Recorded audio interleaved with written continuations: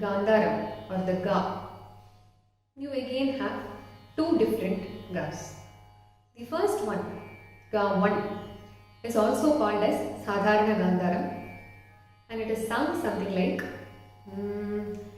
Sari Ga. So I sang this phrase using Re 2 and Ga 1. Sari Ga. So what is the other Ga? Sari Ga. Ga. Ga. So can you identify which Ga was sung in Maya Madhavagowda? Sari Ga. It is the Ga 2 or Antaragandhara. So let's again look at the difference.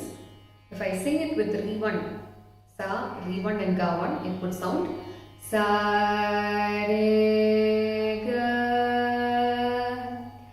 Sa Re Ga. Same thing if it is being sung with Re 2, Sa Re Ga, Sa Re Ga.